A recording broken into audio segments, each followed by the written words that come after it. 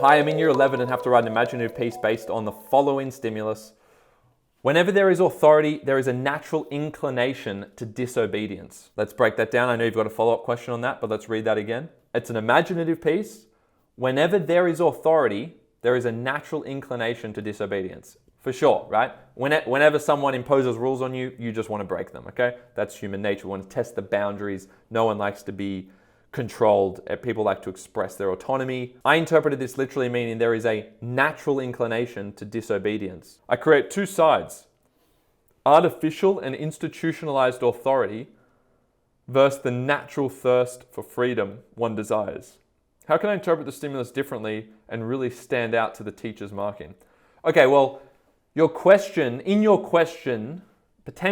in the question, lies the problem, and that's that you're only trying to differentiate yourself through some more abstract interpretation of the stimulus and the question, right? Now, there are many ways to interpret a stimulus.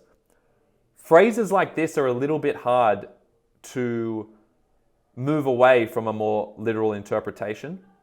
It's more about what you do with it in this case. When you get something like an image or a quote that is a little bit more creative or that's a little bit longer, then you can go down the route of interpreting something like that more symbolically, more figuratively, right? But in this case, it's just a conceptual proposition. They're just saying, whenever there is authority, there is a natural inclination to disobedience. I mean, it's a statement, and it's saying make an imaginative out of that. I don't think you need to interpret it in some crazy abstract way. I think it's just what you do with it. When you say artificial and institutionalized authority, I mean, yeah, authority to an extent, it can be artificial, yeah, it's not always, versus the natural thirst. I mean, that's clearly the tension that the stimulus wants you to talk about, right? It wants you to talk about a situation. It doesn't have to be a real life situation, and maybe this is where you can get creative, but you can get more in the fantasy realm if you like, but it is probably easier to stick with a more realistic representation of this, okay? But again, you can differentiate yourself with the way you write this and a few little more experimental features here, rather than some abstract interpretation. But just to clarify this point, because I want to be clear and helpful here, and I'm thinking as I'm talking here, right? Because I'm seeing this for the first time.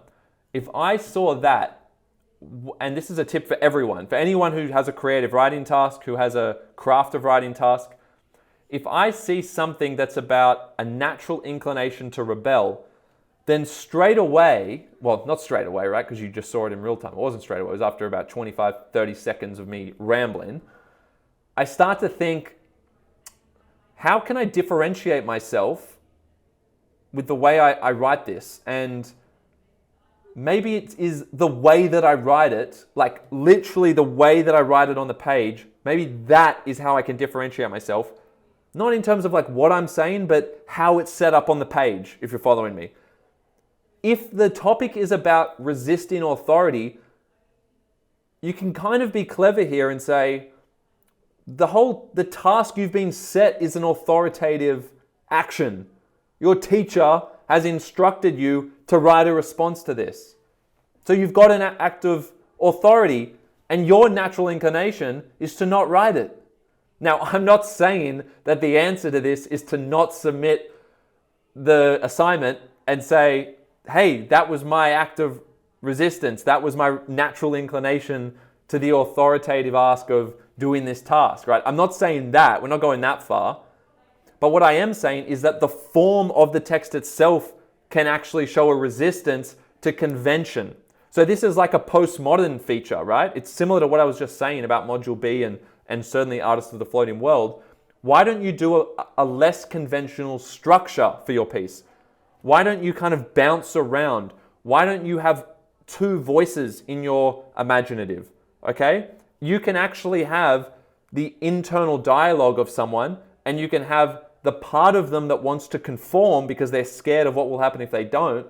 And you can have the other part of their psyche that's saying, what are you doing? You need to break the rules, okay? They don't need to say it like that, but you can have some context where some character feels conflicted, and on the page you have text on the left side, but also you have text coming in from the right side occasionally, which is like that other part of this person's identity, which is telling them, not to conform. You should resist. Okay, so you set up a situation and then you've got an inner dialogue where we can see this character's process of wanting to conform and then the other part of them being like, why are you doing that? We don't want to do that. And you have this interesting inner dialogue in someone's head, right?